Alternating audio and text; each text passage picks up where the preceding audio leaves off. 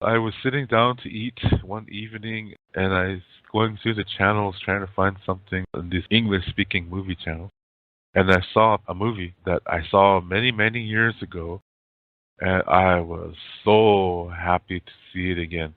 It seemed like it was like an old friend that you haven't seen in years, an old friend who's a good friend. You know what I mean? It was like seeing a very, very old friend, and it was so nice. And I was like, "Oh, this movie! I love this movie! Oh, I gotta sit and watch this." And the movie is.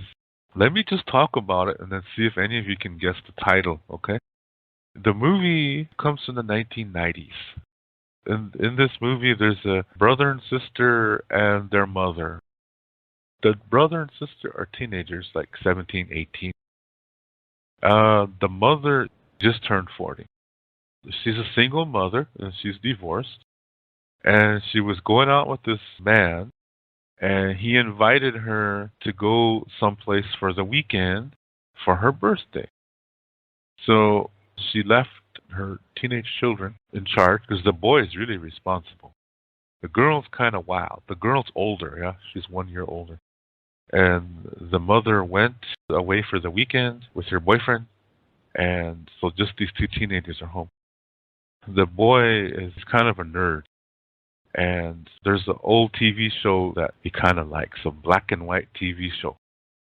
And I won't say everything because maybe some of you haven't seen this, and maybe you might want to see this after you hear what I say. It's possible. So I'm going to jump some events here because I don't want to give anything away. But somehow the boy ends up in the TV show, and his sister does too. It's kind of funny how this happens. So now they're in this old TV show. The TV show is like from the 1950s, from around that time. So it's a black and white TV show. For those of you who are old enough, you know what black and white TV shows were like. The towns were perfect. The houses are perfect. The streets are perfect. There's no trash anywhere. Stores are just clean as hell, and everybody is super nice, and everybody's wearing nice clothes. They're nicely dressed, and usually these are comedy shows.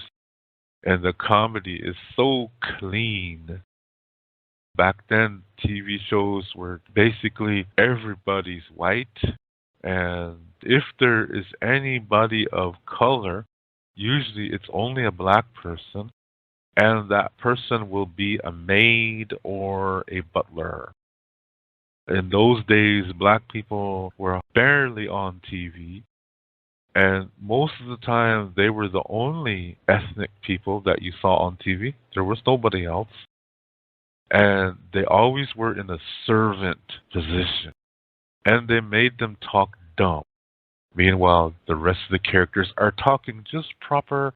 Nobody makes a mistake. Nobody says the word ain't.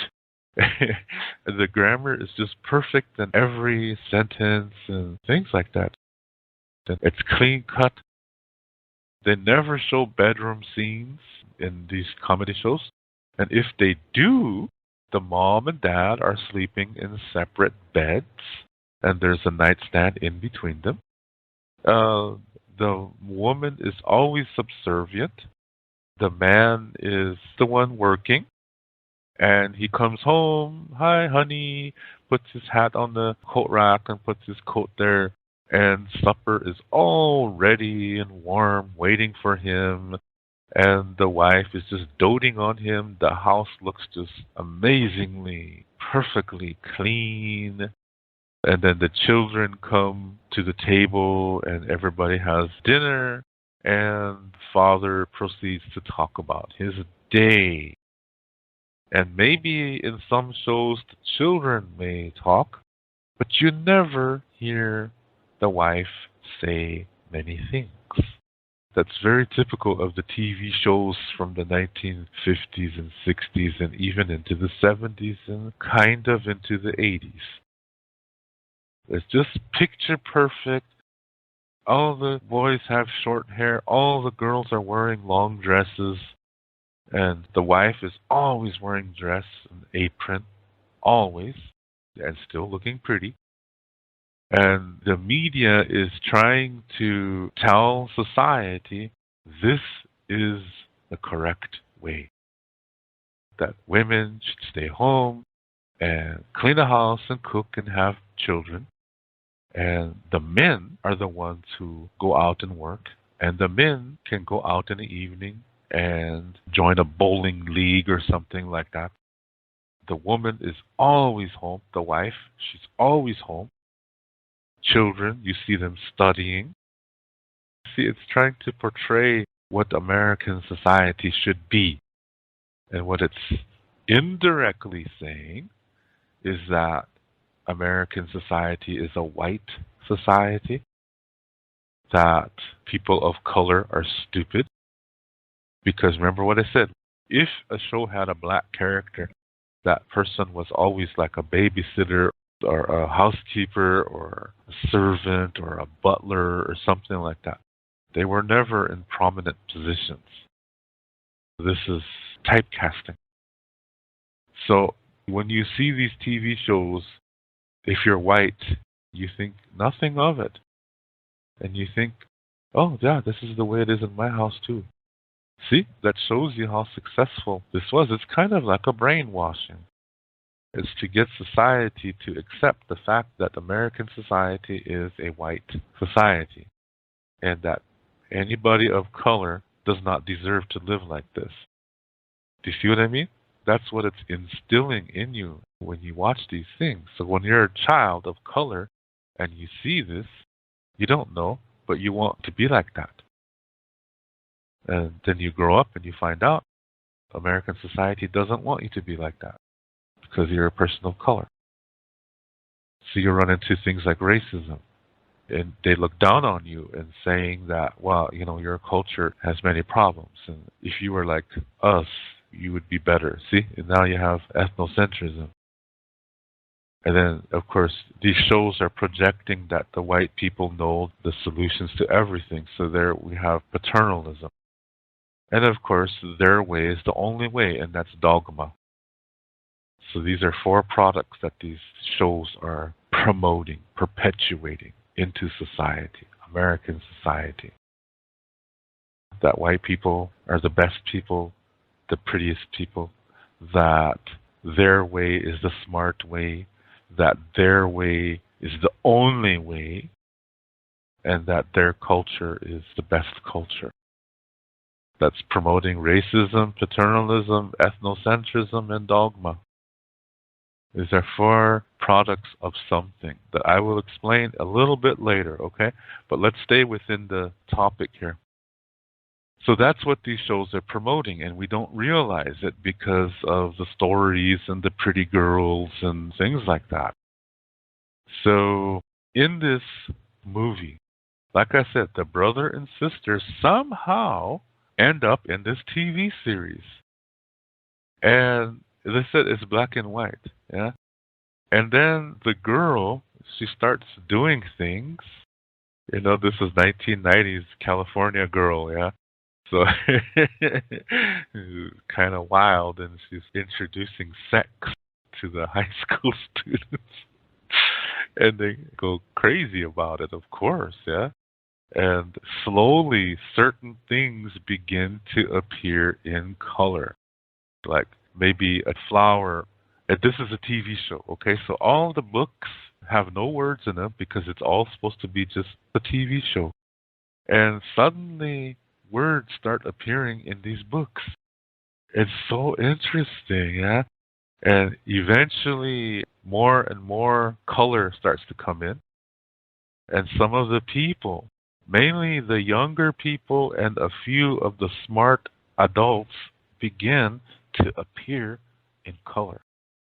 Like the mother character in this TV show, the brother and sister assume the characters of the children of this TV couple. And their mother realizes that she's tired of doing the same thing every day. And she's not happy. Oh, there's a good scene of her awakening, but I'm not going to tell you what it is. Because if you know the movie I'm talking about, then you know the scene. But there's a scene that's really good of when the mother awakens, so to speak. And suddenly she's in color. She's not in black and white. She's still white. I'm just saying she's in color. It's like black and white TV, now color TV. So some of the people appear like they're in color TV, and the others are still in black and white. And those that are in black and white, they say things like, "What's this world coming to? Look at these people. Look at them. There's something wrong with them." And there's one funny scene where this mother who's in black and white takes her daughter, who's also in black and white, to the doctor, who's in black and white. And the problem is the daughter's tongue is in color. It's pink. Teenager, yeah, 16 years old or something like that. The doctor says, "Oh, it doesn't look serious. Just don't eat too many greasy foods and it'll go away. It'll go away. Don't worry about it. You have nothing to worry about." Typical TV doctor. He doesn't know what to do. But he's trying to act like he's still an expert. It's so funny. But anyway, slowly it's starting to become in color. But the people who are still black and white, what's interesting is that some of their wives are just not staying at home. So these men are meeting, and one guy says, "Well, I came home and supper wasn't even ready." And the men are like, "Oh my God, what's this world coming to?" And they're all like, "Oh, geez, what are we going to do?" And then one guy says, "Well, look at this." Takes his suit jacket off, and he turns his back to the other guys, and there's a big iron mark on his shirt. Yeah. Like when you iron your clothes, and if you leave your iron on something for too long, it burns the material.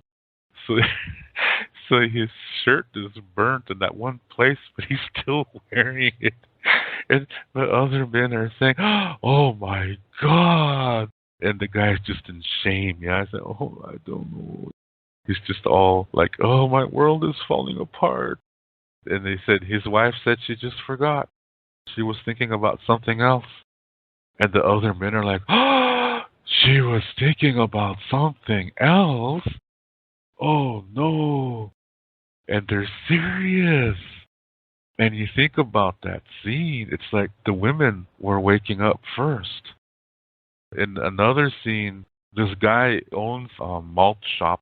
It's a place where teenagers go to have malts and burgers and socialize, and there's a jukebox there.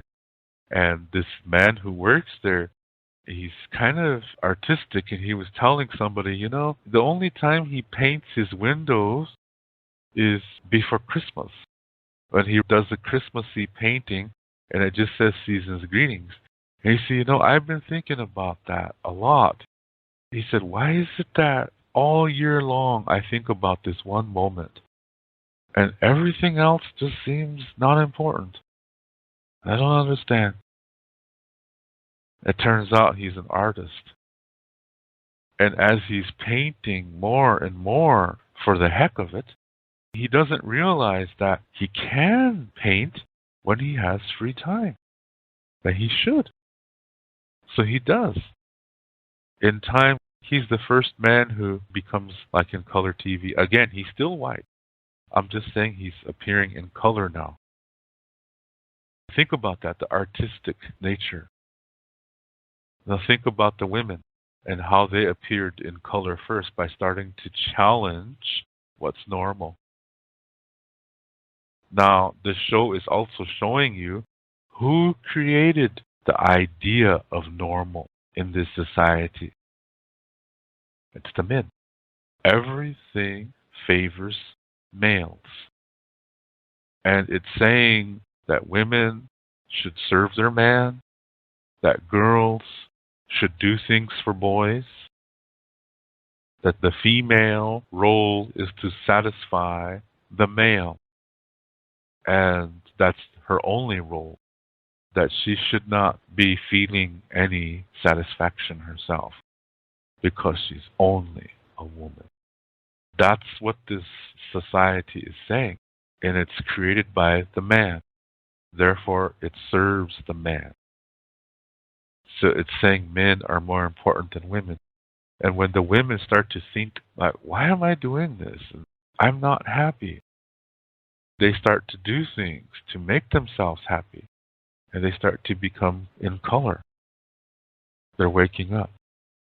They're realizing that what's normal in their society is not healthy because it leaves them unhappy and only the men are happy. Why should only men be happy when women have that right too? You see how symbolic this movie is? It's a real smart movie, in my opinion. So, oh yeah, like I said, as people are becoming in color, the books begin to be filled with words. And they're all excited because, wow, these are cool books. Catcher in the Rye and To Kill a Mockingbird and Tom Sawyer and Huckleberry Finn. All these wonderful works of literature. All these cool books that really take you on an adventure. All these books, they're starting to fill with words, and the kids are starting to read them and just being excited, and they're waking up, and suddenly they're in color. They're realizing that this society does not allow for art to be creative. It did not allow for music to be creative, that only certain types of music could be played, like the John Philip Sousa songs, for those of you who know that is. Stars and Stripes Forever and all that kind of thing. Nice music, but that serves a purpose. It shouldn't be normal music. Do you know what I mean?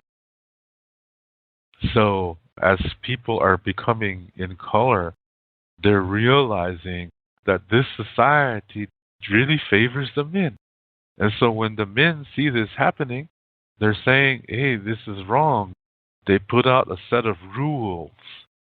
The still in black and white people call themselves the true citizens. That's what they're called. The true citizens.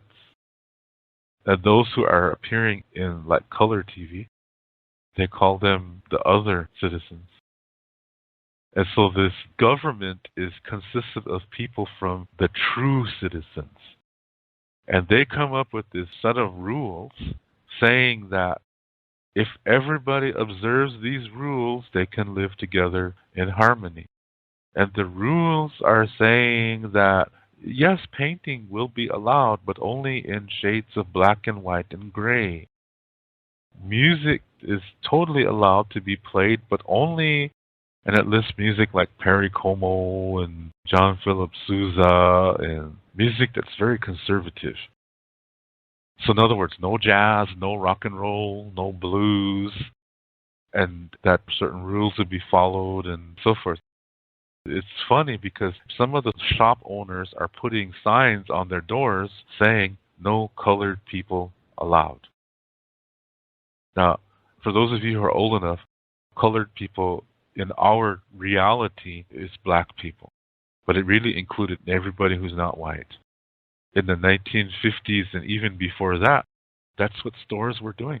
In our reality, even in South Dakota, there were stores that said no Indians or dogs allowed.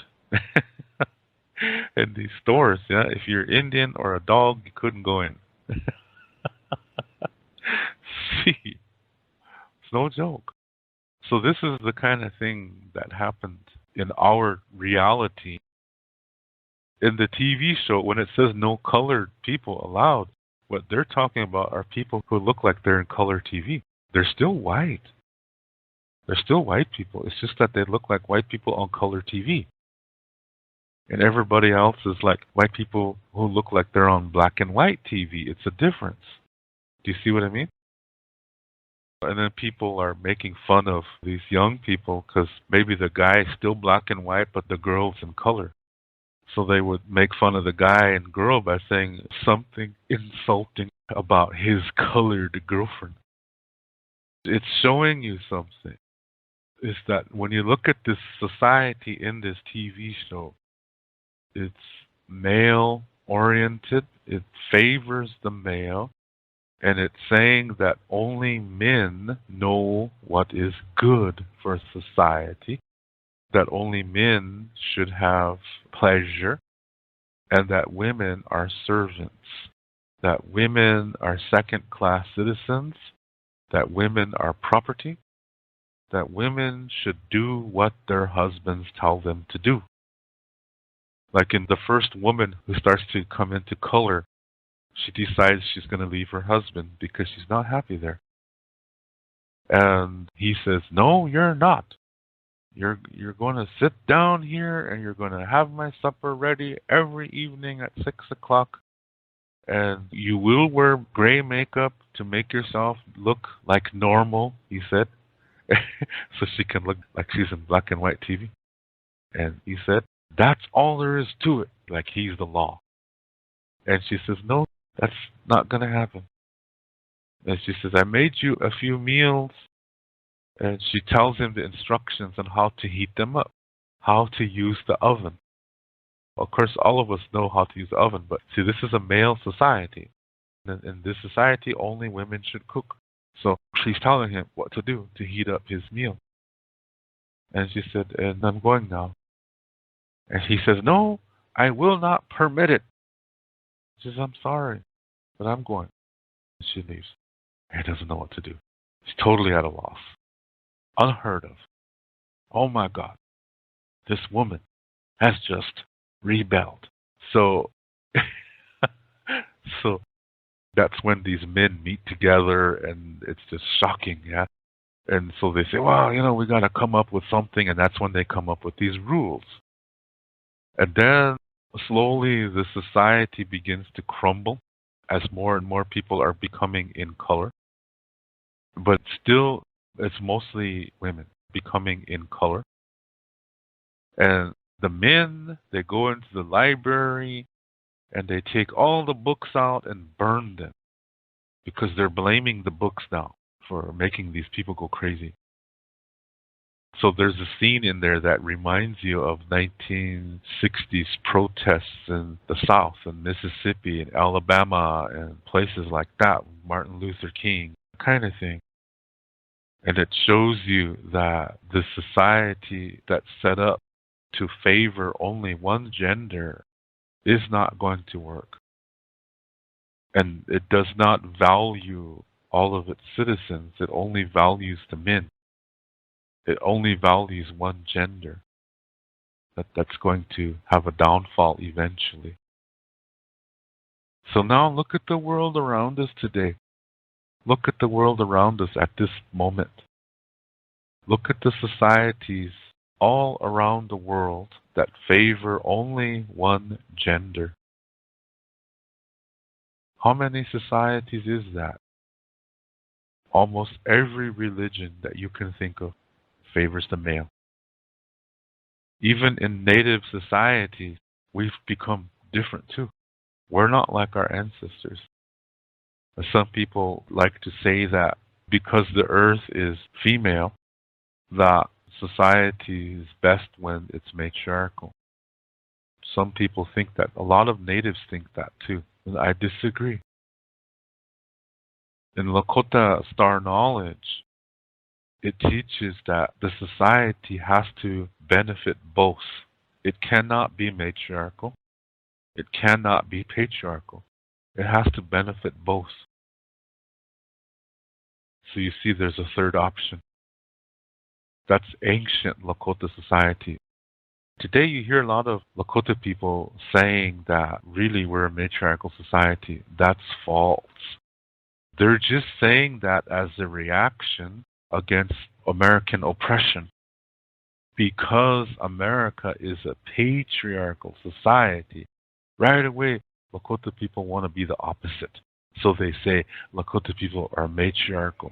No, that's false. We were never matriarchal. We were something different.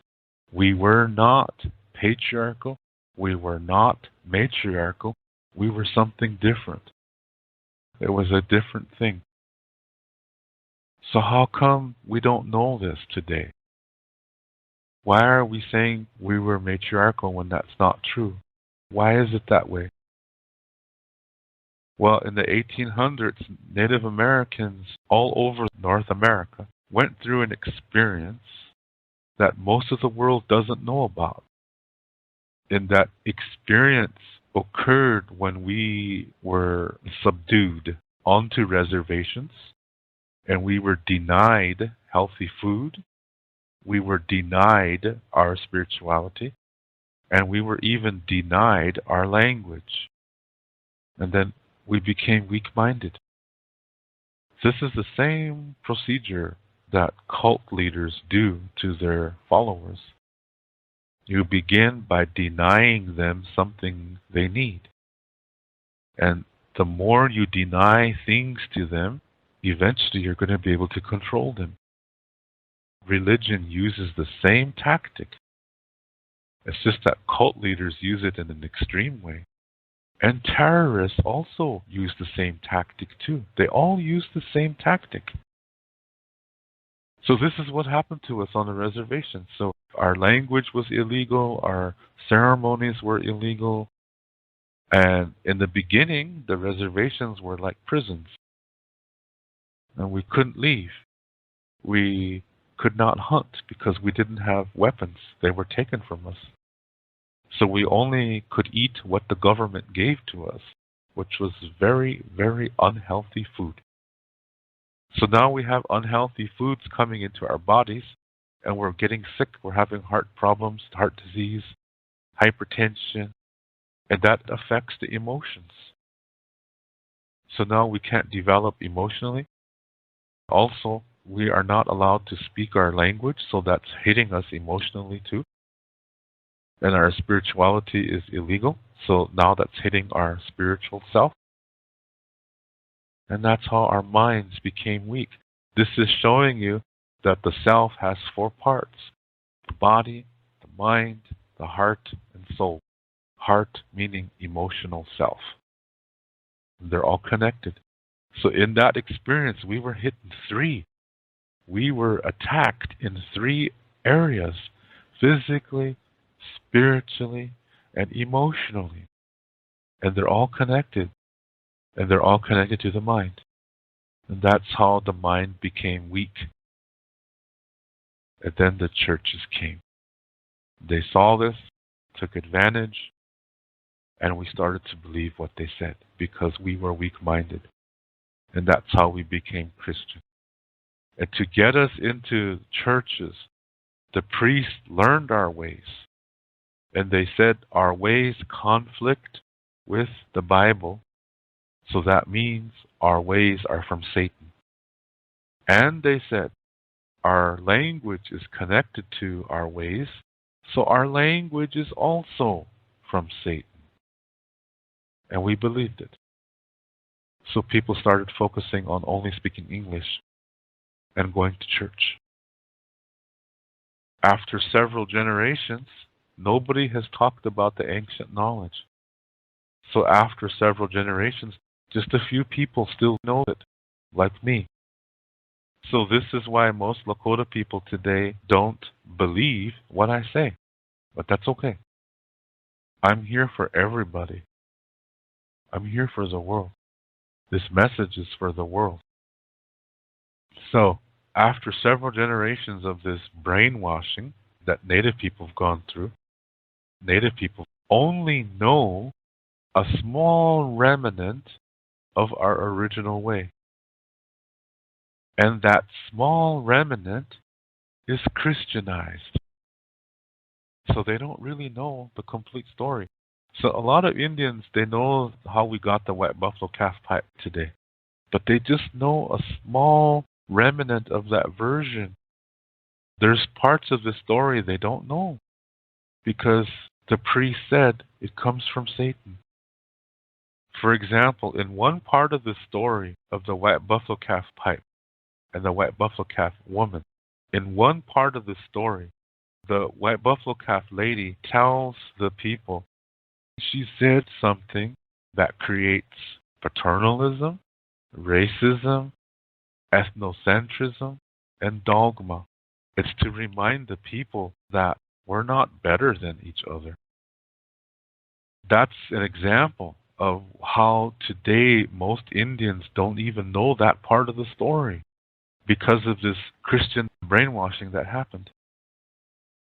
That's why I said what most Lakota people of today know is a tiny remnant, and that tiny remnant has been Christianized. So it's incomplete and it's incorrect. But that's what they call the Lakota way today. That's what most people think is the Lakota way today. It's not. So as a result, today's Native people only see things as this or that. If you're this, then you cannot be that. You see what I mean? If this is good, then that must be bad. That's the way Indians think today, and many people in this world think this way. It's either this or that. Now think of this film I've just talked to you about, where you have this society that favors the man, and that people who support that appear like they're in black and white TV. They're the this. They're saying they're right. They're saying their way is the only way. They're saying that if you do things their way, everything is happy. And if you disagree with them, you're wrong and you're bad. And you're that. So there you see the four elements again of paternalism, ethnocentrism, racism, and dogma coming from the people who are in black and white. The dogma, that's the black and white people. And the that is anybody who disagrees with them. See, those people in black and white, they only see things in two. Either you're for them or you're against them. You see what I mean? It's only this and that. And most of today's Indians are the same way. They say either you're this or that. That's not the ancient way. When you say that, okay, this is good and anything that is bad, this is something called duality. Duality comes from the word duo, which means two. So people who believe in something like this, they believe either you're with them or you're against them. And they'll say nonsense statements like, if you're not part of the solution, then you're part of the problem. That's bullshit. That's false. That's a way to control you. There's something wrong with that. That's not the fullness of reality. So, going back to this film, I'll say it one more time. The people who appear in black and white, they're the ones in control of the society. And they want to make the rules. And if you don't follow the rules, then you're a problem. And the rules favor the people who appear in black and white. And men. But the first people to awaken from this, notice I said the word awaken. This kind of society keeps you numb. It keeps you from seeing the full reality because it's telling you what to think. You don't get to think on your own. This society is telling you what to think. It's telling you how to think and what to think. It's controlling you. And it favors the man. So when you realize that, that's when you wake up. When you realize that it's favoring a certain people, that's when you wake up. And that's why some of the women started to wake up and realize, I'm not happy. And I deserve to be happy. And they're absolutely correct. Meanwhile, their husbands are saying, wow, this is a nice home. We have nice children. This should make you happy. See, the man is defining what happiness means to a woman in this kind of society. That's showing you that the men regard women as property, as inferior. as servants and less intelligent. But when the women wake up, they're realizing that they're not happy and they deserve to be happy. They don't like this situation, so they're going to leave it and find happiness and be happy and be peace. And then, of course, the young people, they're waking up. And the artist, like I said, that's in this show, he realized that art is expression, art is free form, that there's no rules in art. If it makes you feel a certain thing, it can touch your soul and wake you up. So artists are very enlightened people that not everybody can understand because of the way they see things. And musicians and writers are the same way. That's why the art was attacked, the library was attacked, the music was attacked in this TV show. The people who were in black and white were trying to define what is good art, what is good music, and what is good literature. Do you see what I mean? They try to control everything.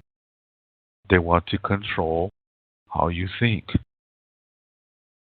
Now think of everything that's going on in this world today. Look at what's going on. That's the same way. You see that in many, many religions that tell you what to read, what music to listen to, when to dance, when you cannot dance. In some religions, you can't even dance. In some religions, you can't even look at a woman in public. There's many societies where the women are subservient, but then the opposite is also unhealthy. When you elevate the woman above the man, like in a matriarchal society, that does not work either.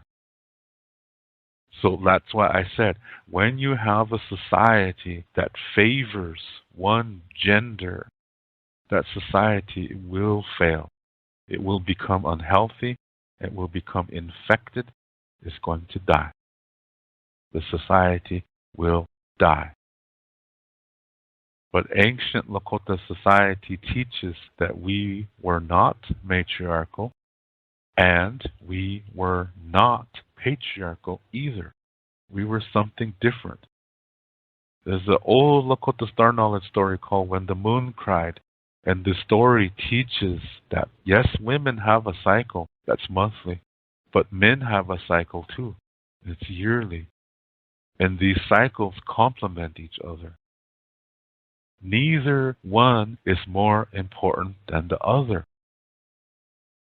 Neither cycle is more important than the other. They're both important because it's what's necessary for creation to continue. So they're both important.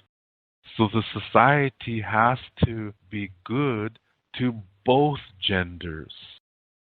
And neither gender can say what happiness is because it's different for the woman than it is for the man and vice versa. So the society has to be a different way. It cannot be decided by one gender. It has to be decided by both. That's ancient Lakota society. But like I said, because of this Christian brainwashing that happened in the late 1800s and early 1900s, we became patriarchal. Native people became patriarchal. And then as the 1970s came and we started to say, hey, we're going to be Indian again. Instead of returning to the ancient way, we went to the other extreme. And so now we started saying we're matriarchal.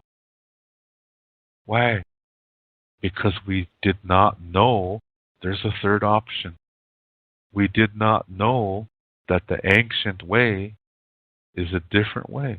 We did not know that the ancient way is not matriarchal and it's not patriarchal either. We didn't know that. All we knew is this and that. Because of that Christian brainwashing experience, the only thing that Indians knew was this and that. So in the beginning of the reservation, we were this. We were patriarchal. Then in the 1970s, we started to become radical. So we started saying, okay, we're not going to be this anymore. We're going to be that. So we started saying, okay, we're not patriarchal anymore, so now we're going to be matriarchal. And we're still missing the boat. Because the ancient way is neither one. The ancient way is the third option. So you see, when we became Christian in the 1800s, we lost the third option. So what this means is that before reservation time, we believed in this, that, and the other. And sometimes there's more than one other. The ancient way says there's always going to be at least 3 perspectives. But never, ever will there only be just 2 perspectives. Never. It will never be just this and that. It's going to always be at least this, that, and the other. That's the ancient way. And neither one of those ways is more important than the other, than each other. Every one of those ways is important. See the difference? In this movie, it's showing that the people who are appearing black and white, they're saying there's only this and that. And that's symbolic of what you see in the world today. Almost everywhere on this planet that you go, you're going to encounter this or that. This versus that. It's always just 2 perspectives. That's called duality. The ancient way said there's at least 3 perspectives. So in duality, it's just this and that. And this is against that. Do you see what I mean? So even though the people in the dualistic way of thinking, they only see things as in 2 perspectives, this and that. And they say their way is good and that way is bad. So that's how good versus evil was created. Heaven, hell. And they gave labels of positive to be good and negative to be bad. That's all man-made. That's all artificial. It's all false. Because reality says there's not 2 perspectives, but at least 3 perspectives. And it's not about good or bad. It's not about good or bad. So there's no good versus evil in the ancient way. There's no heaven, there's no hell, there's no God, there's no Satan. That's all false. That's man-made. So in this movie, the people that are seen as in black and white, they're dualistic. They're duality. Because they say their way is the right way, and if you disagree, you're wrong. That's duality. The people who started to appear like in color TV, they're leaning towards the ancient Lakota Star Knowledge way of thinking. They're saying, no, it's not about this or that. It's this, that, and the other. And there's nothing good or bad about this situation at all. Negative does not mean bad. Because our star knowledge teaches that the universe was created with 4 basic elements. One was negative, one was positive, one was neutral, and another was something else. And then you have positive things that act like negative things, and negative things that act like positive things. I believe that's called an ion in the scientific world. That shows you there's more than 2 ways. There's always going to be at least 3 ways. Always. And negative is not bad.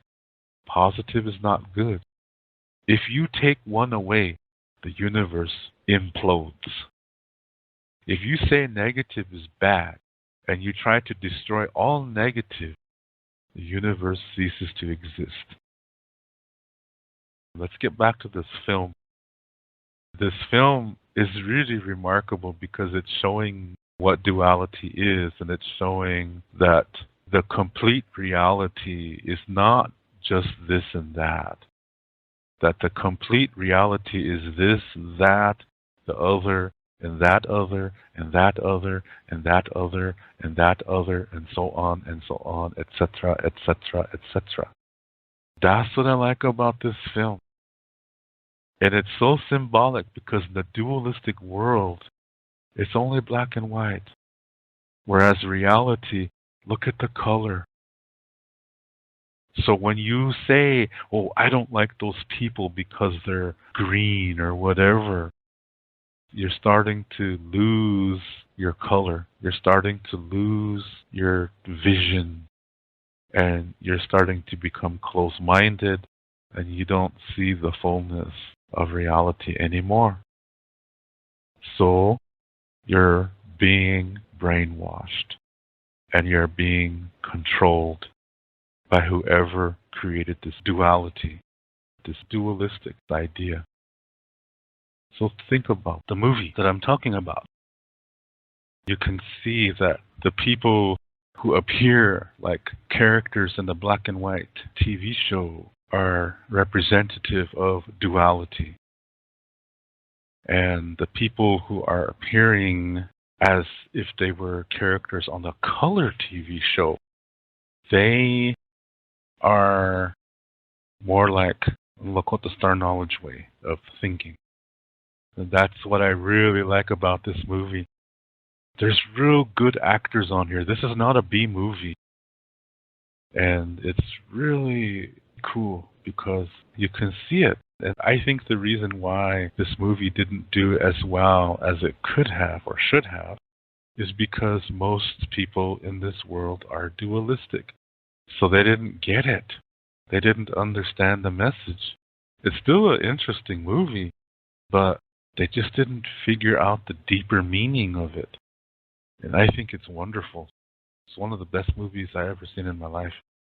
So when I saw the movie, like I said, it was like seeing an old friend, a very good old friend. And I felt so happy to see this movie.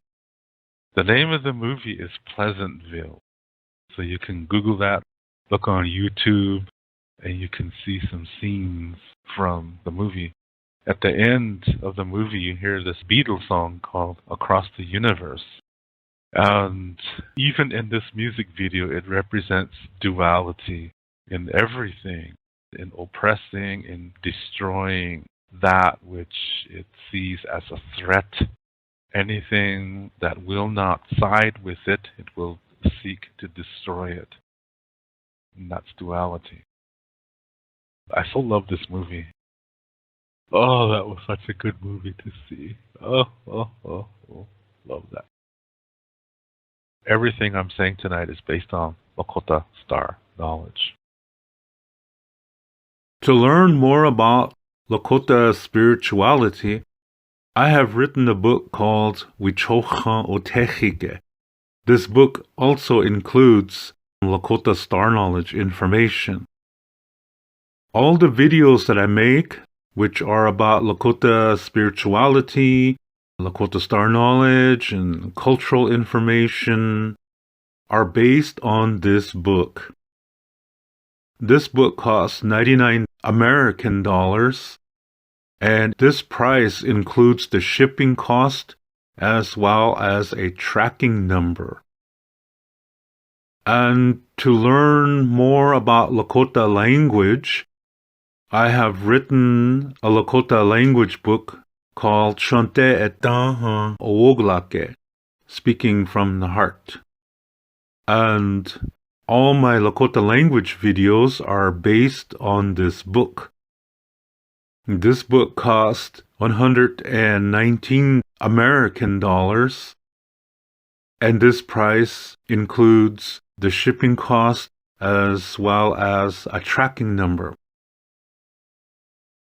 I also teach online, and I give spiritual consultations as well. The price for these sessions are 35 American dollars an hour. If you are interested in any of my services and products, you can send payment via PayPal to my email address, which is hehaka7@yahoo.com. That's HEHAKA, the number 7, at yahoo.com. And also include your shipping address and your email address when you send your payment. Lila Pilamayelo, thank you very much.